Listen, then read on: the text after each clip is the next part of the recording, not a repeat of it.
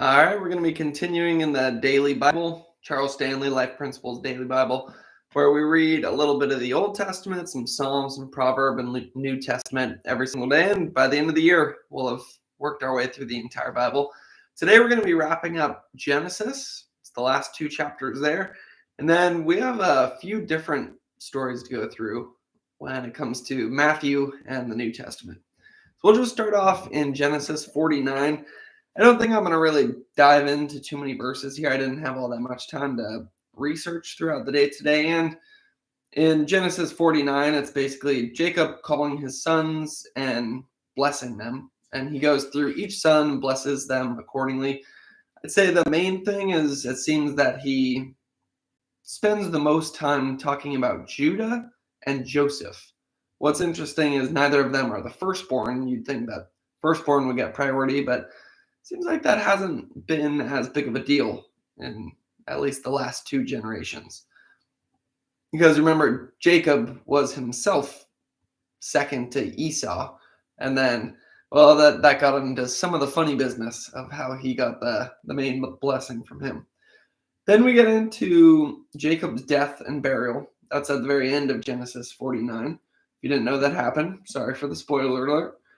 And the last verse of that one is when Jacob finished commanding his sons, so giving all the blessings out, he drew up his feet into the bed and breathed his last and was gathered to his people.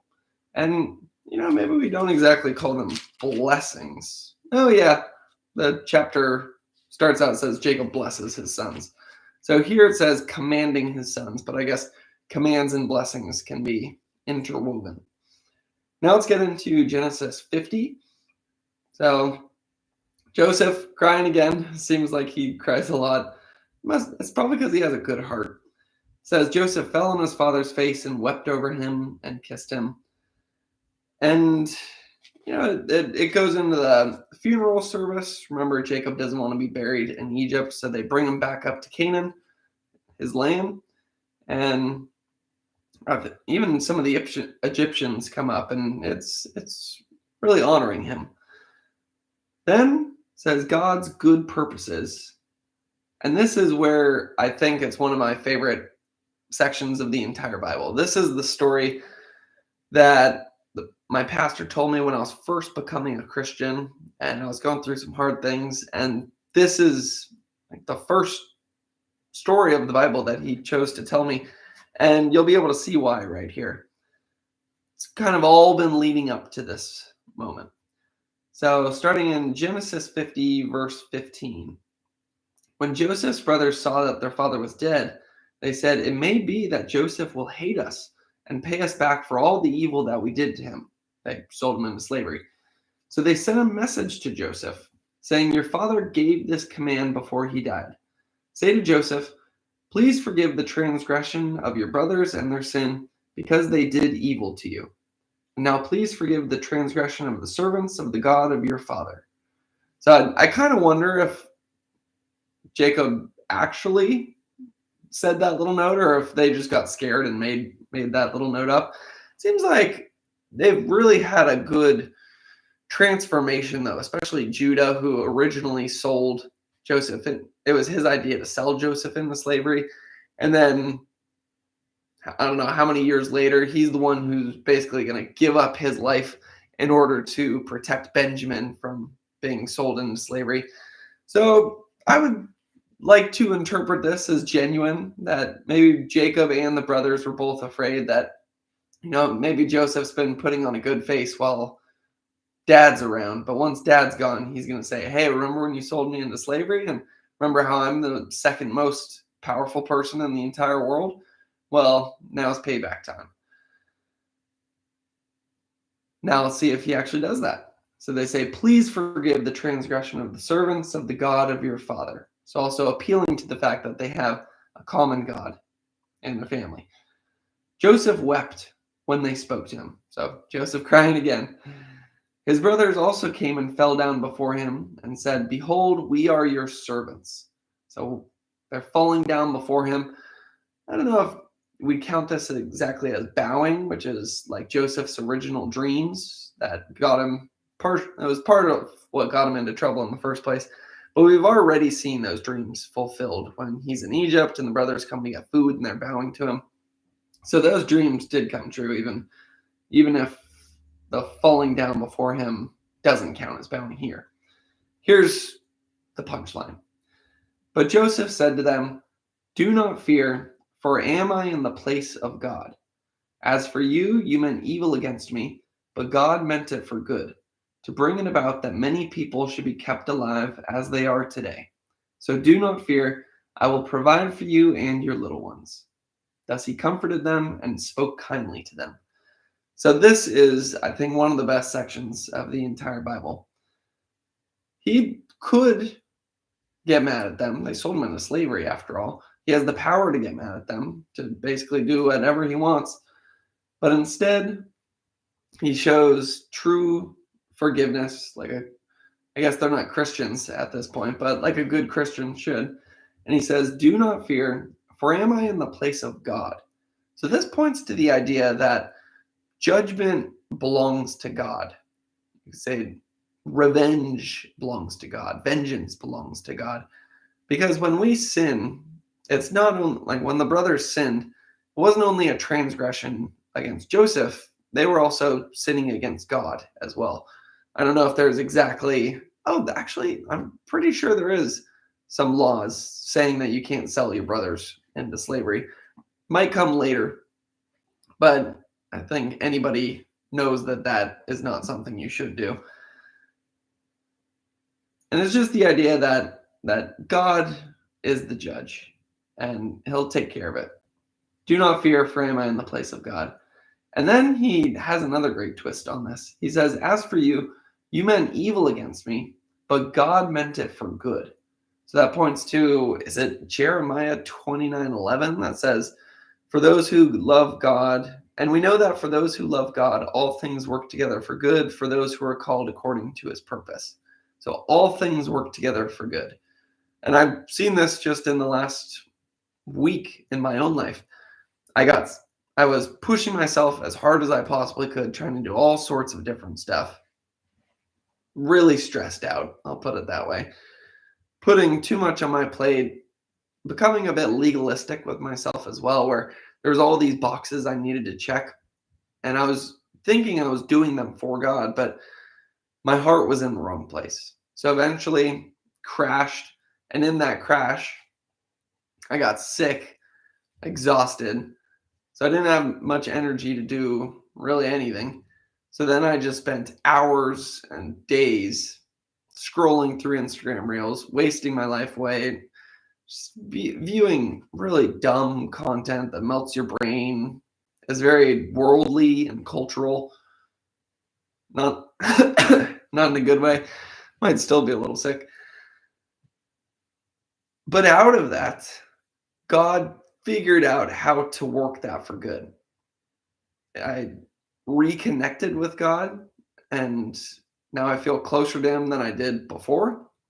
So I almost had to get to that rock bottom point again where I came crawling back to God saying, "I'm in chaos right now. Please help me, God." And that's the point where we're the most humble and where we're most reliant on God, where we trust in him the most, where we say, "Nothing else is working. You're the only chance that I have." That shows some true trust and true faith when you get to that point. But sometimes things have to get worse before you get to that point, but then God works it together for good. The other thing that happened is I realized that there are lots of things that I want to do for God, but it's just too difficult to be doing that and consuming content at the same time. So I realized, except for reading, I could consume content and try to do my work at the same time, but I just guarantee that I'm going to crash again if I try that. And instead, if I just eliminate content, I can take that 2 to 3 hours a day, and instead of packing all that time with new stuff, I can use that to space out the activities I already have planned and just go slower into the things that I have planned as well. So I took what was a jam-packed schedule because every single minute I was doing something. And now, there could be 20, 30 minutes at a time where I would normally be watching YouTube or something, and now I can just sit, wait for the Lord, be with the Lord. And I noticed the importance of that as well the other week when at work we had a time set aside for prayer, and they allowed us to just sit quietly by ourselves, just think, no devices, just pray. And I almost started crying because that was on the tail end of me trying to just sprint and not really getting back to God just yet. And maybe I had started to turn the corner at this point. And I really just connected with God and touched base in a way that I hadn't in a really long time. And I realized, you know what? I'm not doing that great right now. Why am I not doing that great? And I realized that's because my heart's been in the wrong place. Got to get the heart back. That's the most important thing.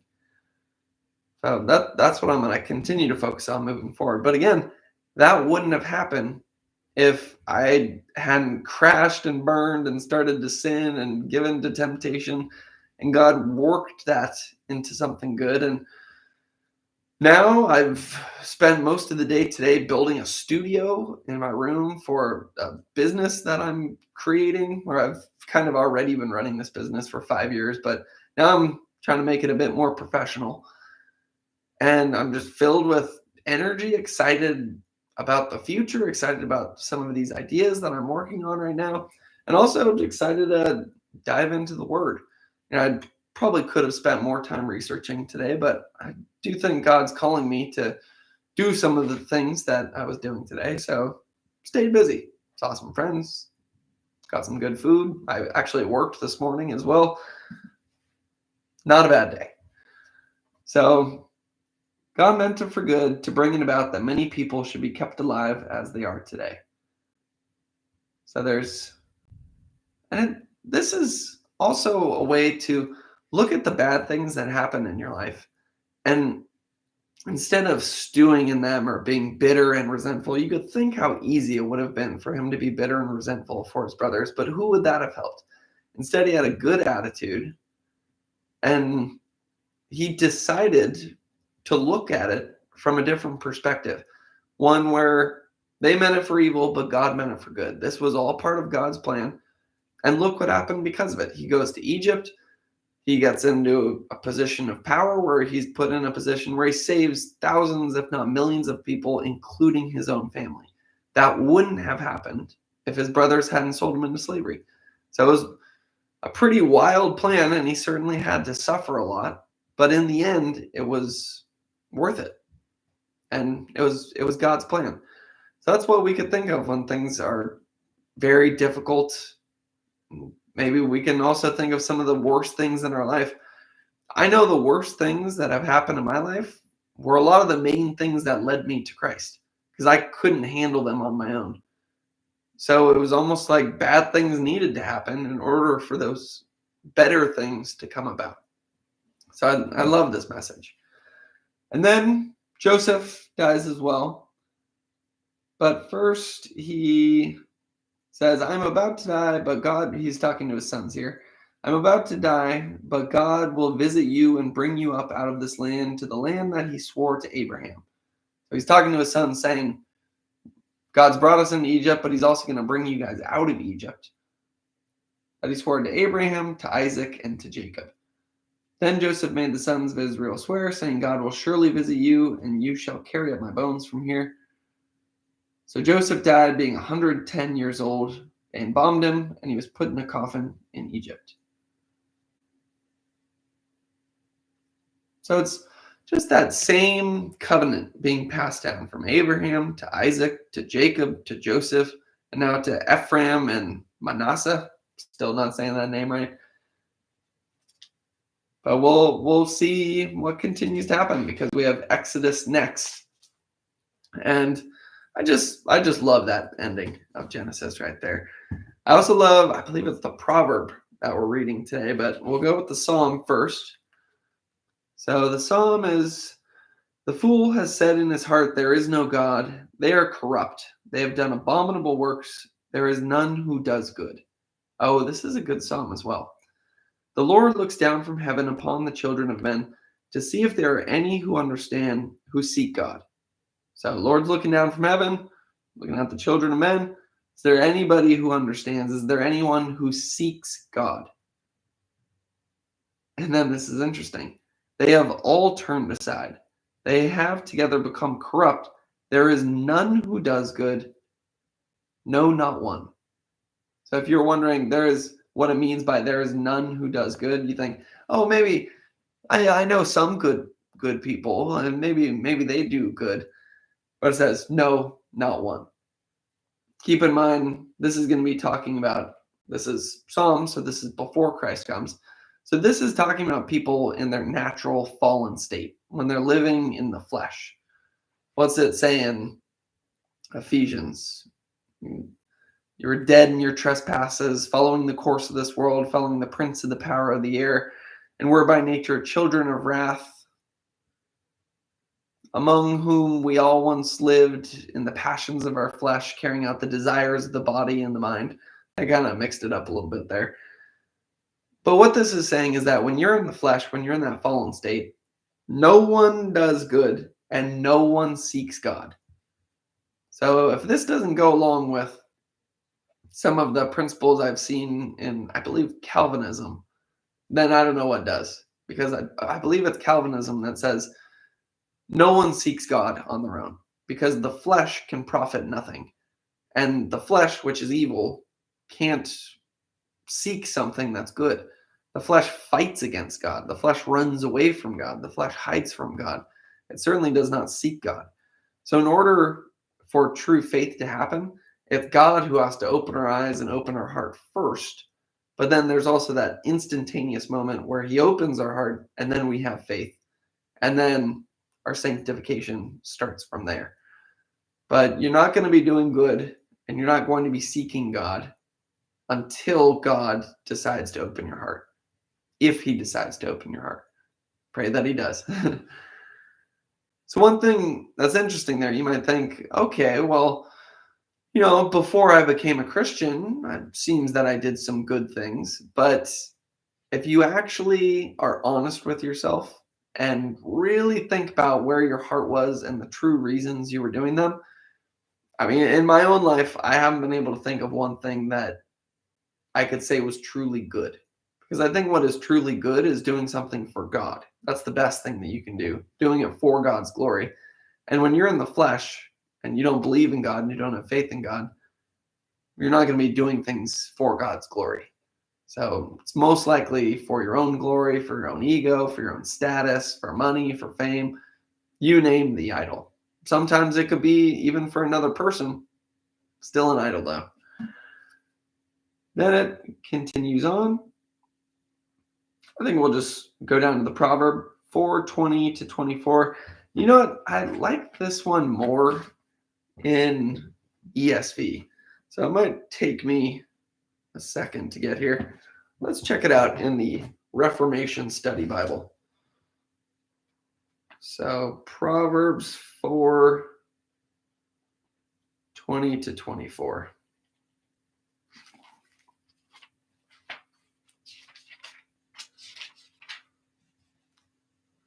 Yeah, decided I'm gonna start reading a different study Bible. This is the MacArthur Study Bible. I got this after I watched a couple of his lectures on expository preaching, and I just loved them. It was just great hearing someone explain the benefits of expository preaching, and it just makes so much sense to me that we want to try to understand what God is saying. We're not there to tell other people what our ideas are. We're supposed to go through it line by line, try to interpret it as well as we possibly can to the true meaning and context of the Bible, instead of picking something out of context and then or starting out with an idea and then finding verses that you could pull out of context to fit into that idea that you already have. Not a big fan of that. However, I will say the more I've been watching MacArthur, I don't know if I want to study under him. Like there's lots of notes in this, and I don't know. I just don't totally feel like his heart's in the right place. He seems like he has a lot of pride. I listened to one of his sermons the other day, and I was kind of angry after listening to the sermon, which is interesting. Like he was calling people stupid, he was calling people dumb, and he was just kind of yelling, and he had this kind of angry vibe about him. And I really think that you become the average of the 5 people you spend the most time with. So I'm very careful about who I study under because you start to become like them. And that's why now I'm focusing on the Reformation Study Bible because I would love to be a bit more like R.C. Sproul. And then I also ordered another study Bible as well to kind of replace this one. It's also called the MacArthur Study Bible. It seems kind of prideful to name a Bible after yourself. But I mean, what do I know? I've been a Christian for a year, and MacArthur is one of the most notorious Christians of all time. Maybe. Yeah, I'd probably take that back. Well, that was an interesting tangent. So now let's go into Proverbs 4:20-24. My son, be attentive to my words, incline your ear to my sayings. Let them not escape from your sight, keep them within your heart. For they are life to those who find them and healing to all their flesh. So let's just pause there first. That's great. My son, be attentive to my words, incline your ears to my sayings. Let them not escape from your sight. So we're listening to them, we're being attentive to them, we're not letting them escape our sight. Keep them within your heart. That's what I think of there is the benefits of memorizing different Bible verses is that you can pull them out and then they kind of become a part of you when you really understand a Bible verse. And part of memorization is you have to think about it word by word by word. And sometimes as you're memorizing, you'll think, wait, is it this word or this word? And then you go to look at it and you're like, oh, it is this one. Why is it that one? So then it really makes you think about it. And that's how the verses just get molded into your heart and really actually change you. Then it goes on. This is the part I love. I love it all. But it says, keep your heart with all vigilance, for from it flow the springs of life. Put away from you crooked speech and put devious talk far from you. But it's that line, keep your heart with all vigilance, for from it flow the springs of life. And I could certainly see that in my last week, where when I was trying to check all the boxes, trying to do so many activities and doing them, but I thought for God, I was so rushed and stressed out that I wasn't a good person to be around during that time. I was stressed, I was angry, I was short with people, and there was no life coming out of me. Whereas once I slowed down, I could feel my voice change. I could feel my tone change. I could just feel my overall energy change. And that's why you want to keep your heart with all vigilance, because what you do flows from that, and how you do it flows from that. It's better to do one thing with a good heart than 10 things with a bad heart. And that's something I really need to remind myself of over and over again. Okay. Now let's get into Matthew 16. Let's just stay in the Reformation Study Bible here. Matthew 16, I think it's 1-28, maybe. Yep, Matthew 16, 1-28. So we've got, this is a big boy. Pharisees and the Sadducees demand signs. Not really going to go over this one too much, just because it almost seems like an exact replica of one that we previously talked about, where the Pharisees come up and they say, hey, if you're who you say you are, we're going to need a sign from heaven. And Jesus says, actually, this one's a little bit different. We'll get into it. First thing that I noticed that's different is in the past, it was Pharisees and scribes. Now it's the Pharisees and the Sadducees. And this is the first time that Jesus has had a confrontation with the Sadducees. Thinking of the Pharisees as more of, I guess, a conservative interpretation of the Bible, and Sadducees more of a liberal interpretation of the Bible. The Pharisees tend to add to Scripture, and the Sadducees tend to subtract from Scripture. The Sadducees only think the first 5 books of the Bible count, and they don't believe in the resurrection. And the reason I'm getting into this is because the Pharisees and the Sadducees did not like each other. They were kind of rival groups. So the fact that they're coming together to go against Jesus really shows how serious they are and how much word has spread and how many ripples Jesus is making. That he's taking 2 rival groups to team up. It'd be like if the liberals and conservatives in America had a common enemy that they banded together to fight. It would probably have to be aliens at this point. So they ask for a sign, and Jesus says, when it is evening, you say it will be fair weather, for the sky is red. And in the morning, it will be stormy today, for the sky is red and threatening. You know how to interpret the appearance of the sky, but you cannot interpret the sign of the times. An evil and adulterous generation seeks for a sign, but no sign will be given to it except the sign of Jonah. Sign of Jonah being Jonah was in the belly of the whale for 3 days and 3 nights and then came out. And then Jesus says, I'm going to be in the earth for 3 days and 3 nights, and then I'm going to come back to life. And then Jesus left them and departed. So he brings up that classic saying of, I've heard it said a number of different ways. Orange in the morning, sailor take warning. Orange at night, sailor delight. Sounds like it's also used with red. I've actually looked into the meteorology behind this. There are reasons for it. It has to do with moisture in the air and how it reflects light. And if you have moisture to your east, it means it's moving away from you. But then if there's moisture to your west, then it means a storm might be moving in. So there's actually some scientific basis behind it. But what Jesus is saying is, he's saying you guys make better meteorologists than you do theologians. And meteorologists still have a hard time today, so they probably weren't even that great at meteorologists back then either. So it's a bit of a diss. And he's saying you cannot interpret the sign of the times. So I'm not going to give you a sign except for the sign of Jonah. And that's when you know that you messed up, is when it's kind of already too late, because that means that they've succeeded in killing him at that point.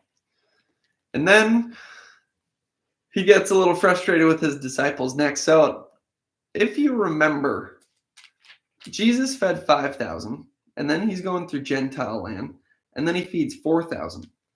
And there's something interesting that happens is he sees the crowds around him. They haven't eaten in 3 days, and they have nothing to eat, and he doesn't want to send them away because they might faint. So then he says, all right, you guys, let's feed them before we send them away. And the disciples say, where are we to get enough bread in such a desolate place to feed so great a crowd? And my first thought when I read that is, do you guys really not remember, like 1 page ago, when he turned 5 loaves and 2 fish into enough to feed 5,000 people and fill up extra baskets afterwards? Why would you even ask that question of however will we feed all these people?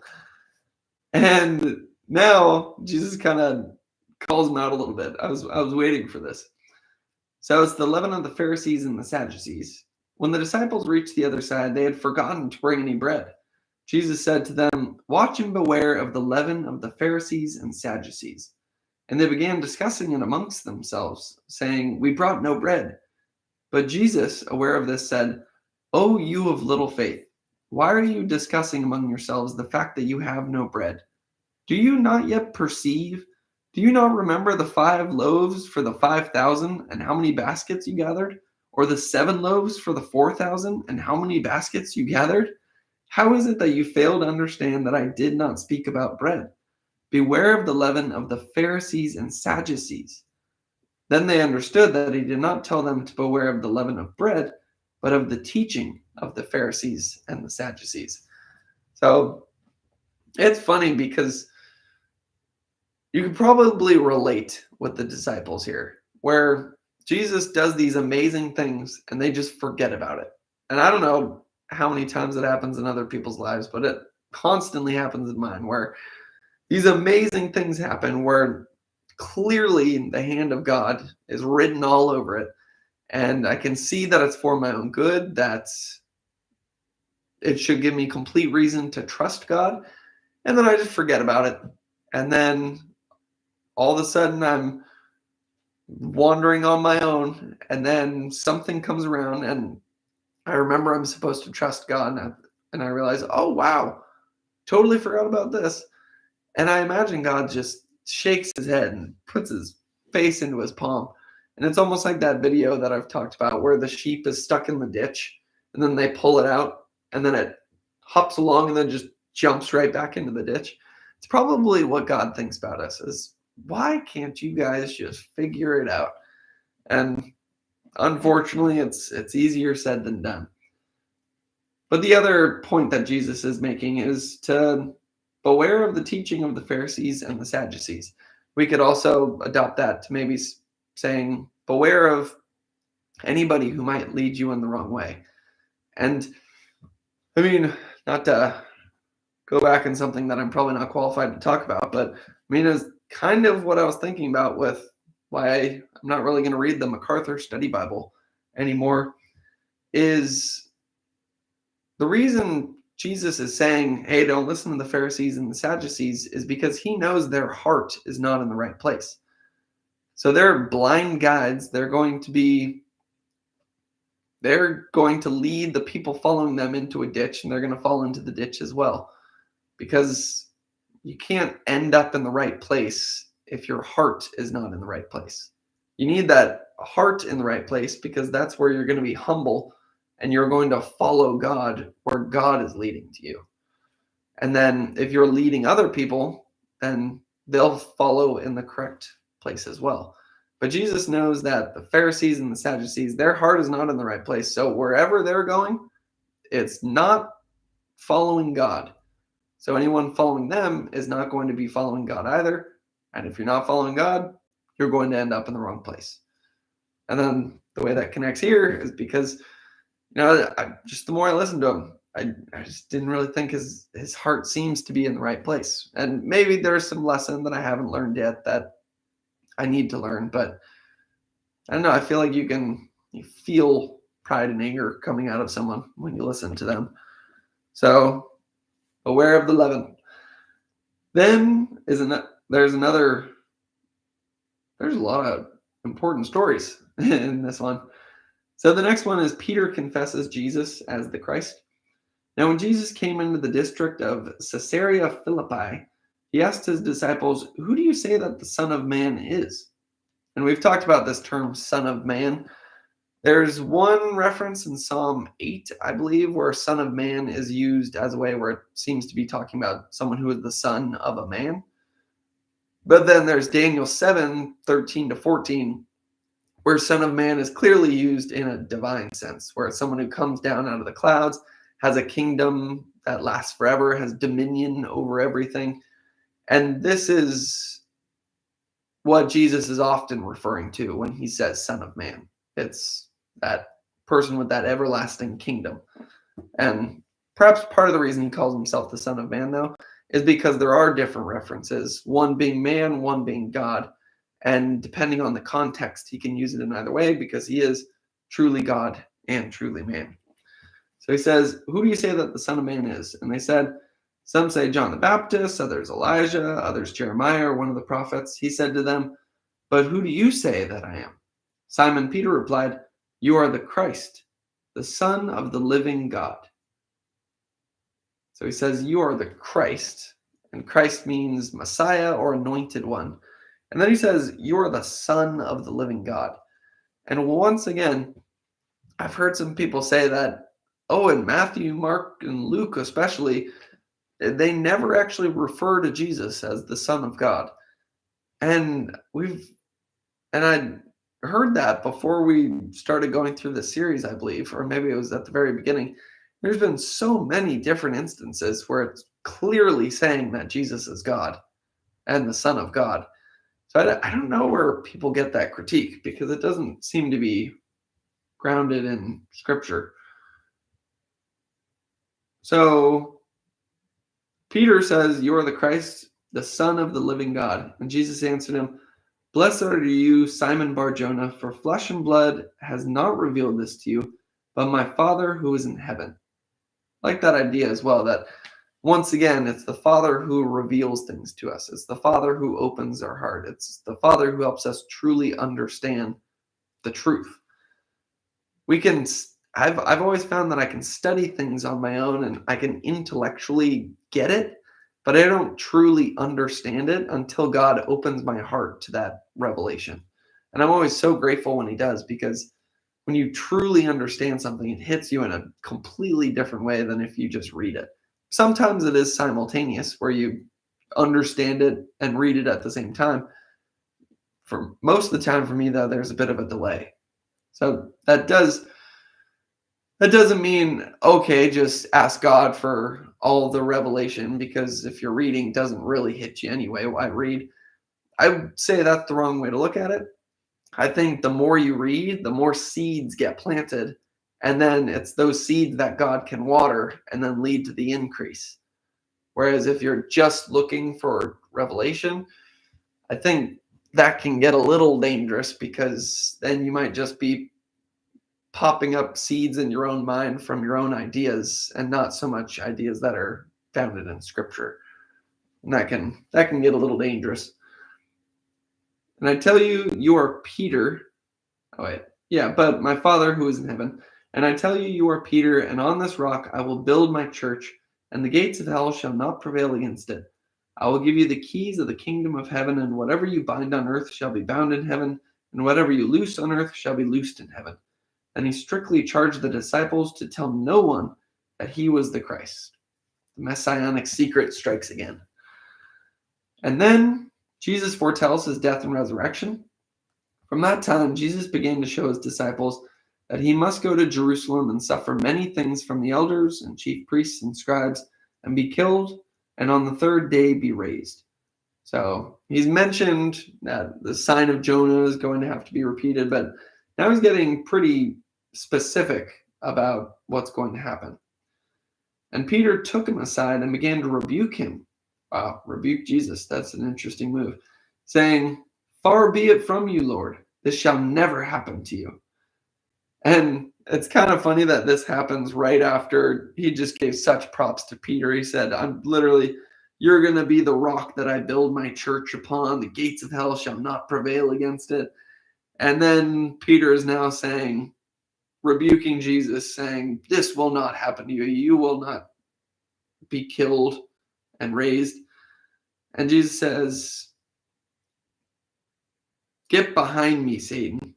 You are a hindrance to me, for you are not setting your mind on the things of God, but on the things of man." Wow. Could you imagine Jesus saying that to you? "Get behind me, Satan.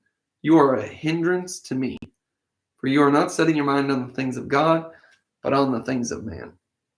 So, a couple lessons there. If you see somebody saying something that is seemingly not from God, but from Satan, you can say, "Get behind me, Satan," and try to correct them, rebuke them. Because if you don't, they could be a hindrance to Christ and his plan. And then it's this idea that we should be setting our mind on the things of God, not on the things of man. If we're so worried about,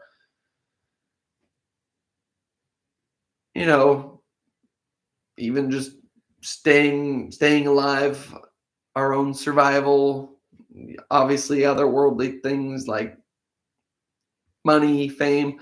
I imagine maybe part of this, perhaps Peter is thinking, wait, no, you're not going to go to this place and be killed. You're going to lead a revolution against the Romans. That's what the Messiah is here to do. I don't know if they're still stuck on that plan or if Jesus has corrected them enough that that's not what the plan is. But it seems like the opposite of what the Jews were expecting. They're expecting this big military war leader to come in and take out the Romans. But Jesus is saying, I'm kind of going to do the opposite. I'm going to go sacrifice myself. And they don't understand that the victory Jesus is going to win is much more important, much larger, and much more everlasting than some win against the Romans would have been. And Interestingly, Christianity did take the Roman throne, and it didn't even take all that long. But it's this idea: keep your mind on the things of God, not on the things of man. Last one here, and this is another great one. Then Jesus told his disciples, "If anyone would come after me, let him deny himself and take up his cross and follow me. For whoever would save his life will lose it, but whoever loses his life for my sake will find it." So that seems to be pointing to this confusion between Jesus and Peter. Is Jesus is saying, no, you're supposed to lose your life, and that's how you find it. I'm going to be killed and crucified, but then I'm going to be resurrected to eternal life, conquering sin and death forever. That's true life right there, and it's the same for all of you. If you hang on to your fame, your money, the things that make you comfortable, the things that you like, that's all you're ever going to have, and the things of this world just waste away, moth and rust destroy them, and that's it. But if you set those things aside, you surrender your life to God and you say, you know what, God, do with me what you want. I'll try my best to follow your plan and serve you in any way that I can. I want to hold on to you tight.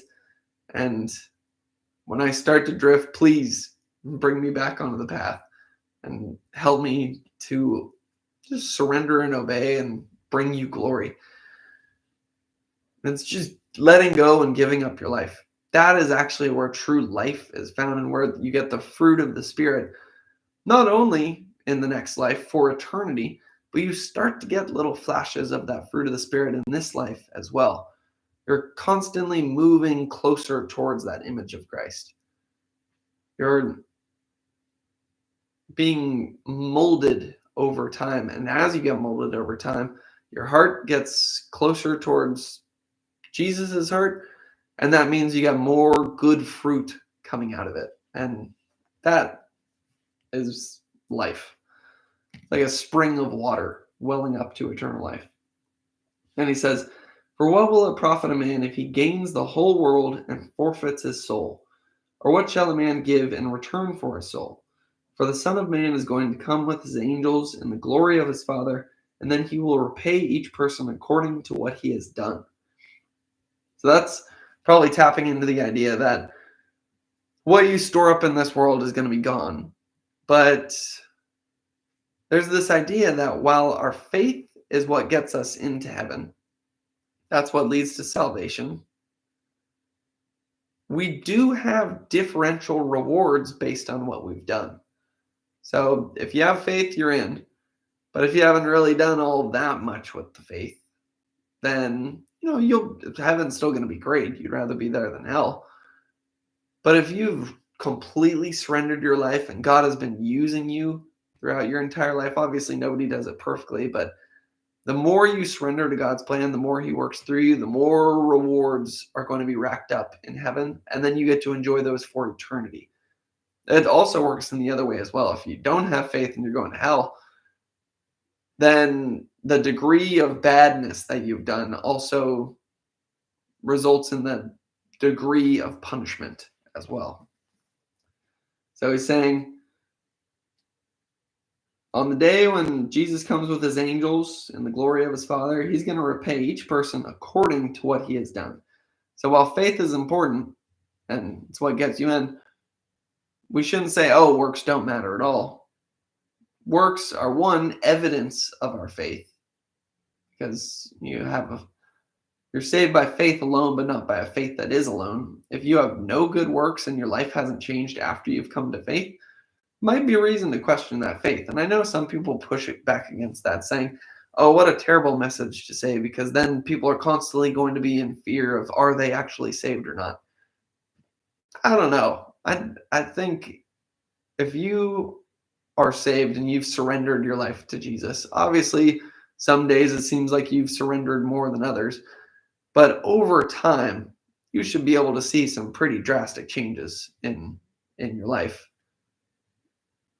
And I don't know how you wouldn't if you're truly surrendered to Jesus and trying to become more like him and spending time in the Word and trying to change the lens you look at the world and as you begin to understand Scripture better and how you think and how you behave, how you treat other people. I think the more we understand Jesus, the more we understand God, the more we try to model him, and the more we model him, the less we're going to be like we used to be. What's that Zach Williams song?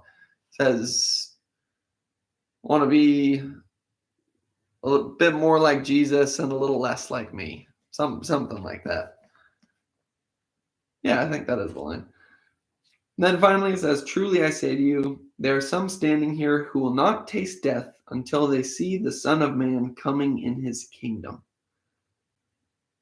So right there, you might think, is that Jesus talking about revelation? And is he saying that revelation is supposed to happen before even some of the disciples have passed away? Does that make him a false prophet because it didn't come true? I think we're going to find out in the very next chapter what that last verse meant. But for the time being, I think that is enough for today. Lots of really good stories that we dove into. Feels good to have a heart that's a bit more connected to God once again. The key there, staying humble. So I'm going to try to remember that. But it's also easy to become complacent as things get good. And I think one of the answers is gratitude. Just being completely grateful for what you have, being grateful to God, praising God, not feeling like you need to grasp or there's things that you need to do, but it's really just things that you want to do because you're so grateful that you want to serve God. So I'll try to remember that as I move forward.